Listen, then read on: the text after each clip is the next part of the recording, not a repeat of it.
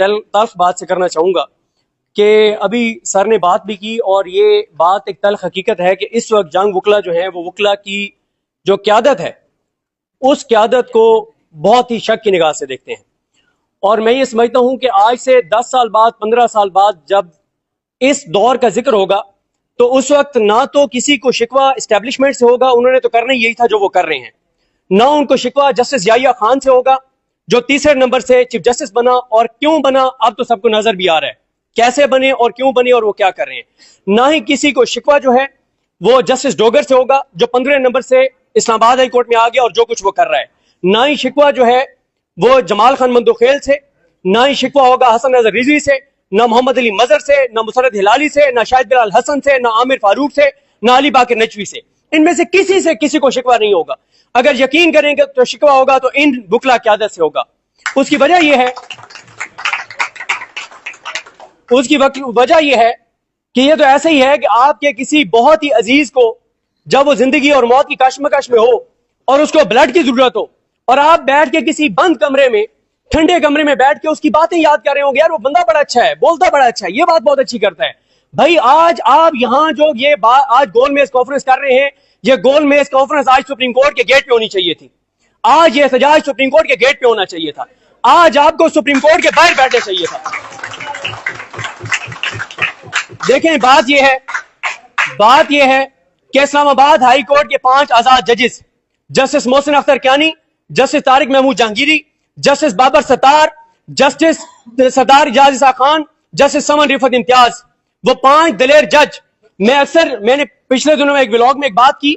और मैं बल्कि पहले एक दिन हुआ ये कि मैंने जब अहमद फरहाद का केस चल रहा था तो मैंने जस्टिस तारिक महमूद जहांगीरी, जस्टिस मोहसिन अख्तर कियानी साहब की अदालत के बाहर खड़े होकर कह दिया, मैंने व्लॉग करते हुए मैंने कहा ये जो सीढ़ियां हैं ये जाती तो जस्टिस मोहसिन अख्तर कियानी की अदालत को है, लेकिन जब आप इस अदालत के अंदर जाते हैं तो उस अदालत से आगे अदलिया की आजादी का रास्ता नजर आता है। तो खैर उसके बाद फिर जो मुझे उसको सिर्फ इस एक बात को भुगतना पड़ा, वो तो खैर हमसे ज्यादा लोगों के साथ बहुत कुछ हुआ। लेकिन जब आप एक रिपोर्टर के तौर पर किसी भी जज की अदालत में बैठते हैं तो वो जज इस निजाम के हक में फैसला दे रहा है, खिलाफ फैसला दे रहा है, वहां तो आप एज ए रिपोर्टर उसको रिपोर्ट कर रहे होते हैं। लेकिन अगर वहीं पे मैं बैठ के एक पाकिस्तानी के तौर पे, पाकिस्तानी शहरी के तौर पे, यानी रिपोर्टर नहीं, एक पाकिस्तानी शहरी के तौर पे जब मैं देखता हूं तो यकीन करें जब हम इन 5 आजाद जजेस की अदालतों में बैठते हैं तो हमें उम्मीद की किरण नजर आती है, हमें रोशनी नजर आती है, हमें एज ए पाकिस्तानी फख्र होता है, हमें एज ए पाकिस्तानी फख्र होता है कि हाँ आज इन अदालतों के अंदर ऐसे आजाद जजेस मौजूद हैं। और जब हम अदालतों के अंदर रोशनम की तरफ देखते हैं और हमें हादी अली चट्टा और ईमान मजारी जैसे वकला नजर आते हैं तो हमें एक उम्मीद नजर आती है कि हाँ यार आज भी वकला में अगर वकला की क़यादत वो चीज नहीं कर रही तो ये नौजवान वकला मौजूद हैं। और मैं ये कहना चाहता हूं कि इस वक्त तमाम जजेस को, सुप्रीम कोर्ट के जो जजेस हैं, चाहे वो मंसूर अली शाह साहब हो, चाहे वो अतर मिनल्ला साहब हो, मुनीब अख्तर साहब हो, आयशा मलिक साहब हो, अकील अब्बासी साहब हो, मलिक शहजाद अहमद खान साहब हो, कल को ये जो जजेस हैं अगर बाद में किताबें लिखेंगे और हमें बताएंगे खड़े हैं, हम उनको सलाम पेश करते हैं। लेकिन जिस तरह से ये 5 आजाद जज इस्लामाबाद के खड़े हैं, इसी रास्ते पे चलेंगे तो पाकिस्तान और पाकिस्तान की अदलिया बचेगी। और मैं समझता हूं कि ये कितने अफसोस की बात है कि आज से 6-7 दिन पहले जजेस, 5 आजाद जजेस सुप्रीम कोर्ट ऑफ पाकिस्तान में जाते हैं और उसके बाद कोई वकला तंजीमें, कोई वकला रहनुमा सुप्रीम कोर्ट नहीं जाते उनके लिए। और फिर मैं ये समझता हूं कि आपने अभी भी बहुत देर कर दी है। जिस वक्त इस्लामाबाद हाई कोर्ट के 5 अजीम और आजाद जजेस ने जब अपनी एक अपील दायर की थी, जब उन्होंने जस्टिस डोगर, सोमरो और आसिफ इन तीनों जजेस के ट्रांसफर को चैलेंज किया था, अगर हर समात पे आप सब वकला वहां मौजूद होते तो वो फैसला ना आता जो आया है।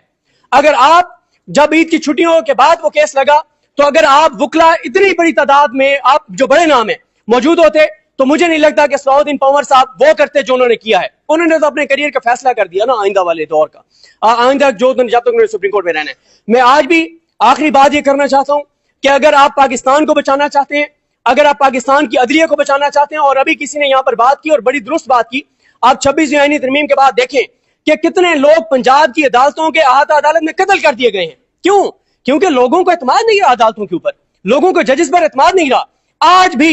आज भी एक मुझे कई वकील बताते हैं مجھے کئی وکیل بتاتے ہیں کہ لوگ پہلے ہمارے پاس آتے تھے کیس لے کر, اب لوگ ہمارے پاس آتے ہیں کہتے ہیں جی فلانی عدالت میں کیس ہے, اس ایریا کے سیکٹر کمانڈر سے کوئی دعا سلام ہے آپ کی,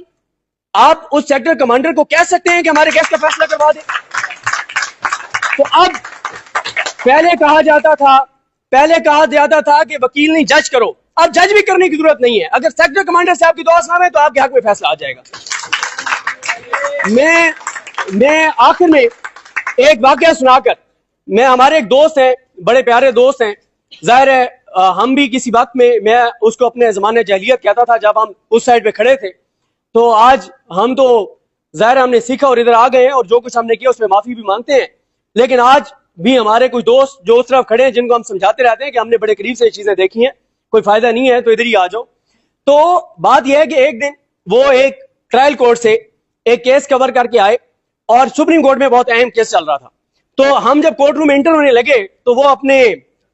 ٹیم کو فون کر رہے تھے, یوٹیوب والی کو, کہ جیسے ہی وہ فیصلہ جج سنائے نا آپ نے ویڈیو پبلک کر دینی ہے. میں نے اسے روکا, میں نے کہا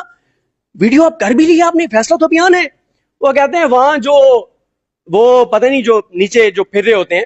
کہتے ہیں اس سے میری بات ہوئی, اس نے بتا دیا کہ فیصلہ کیا آنا ہے.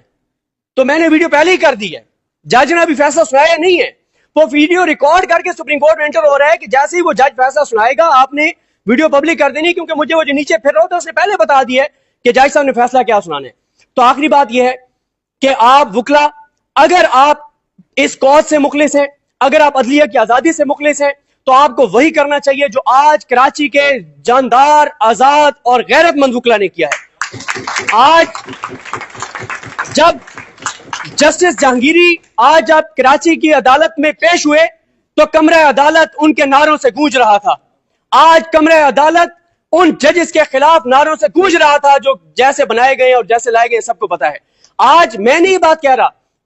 وہ ہمارے دوست جو اس نظام کو سپورٹ کرتے ہیں ان کے ویلاگز موجود ہیں کہ 26 آئینی ترمیم کے بعد جو جج ہیں کون کون سے جج کتنے کتنے کروڑ دے کر لگائے. تو آپ اگر عدلیہ کی آزادی اور اس کاز سے مخلص ہیں تو آپ کی اگلی میٹنگ, آپ کا اگلا ایونٹ سپریم کورٹ کے احاطے میں ہونا چاہیے. آپ کو روزانہ جسٹس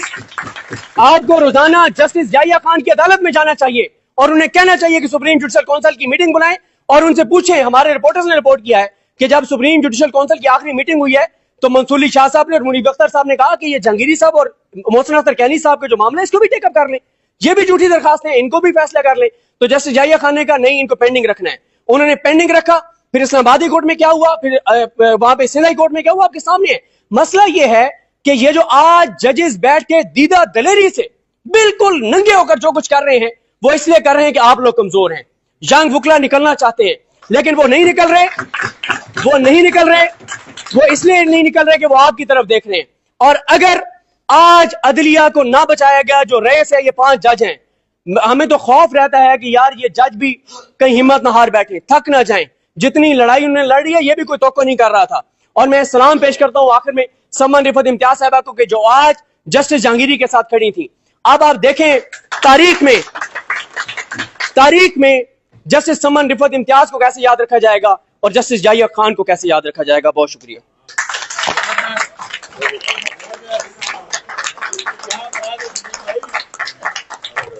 اب میں لاہور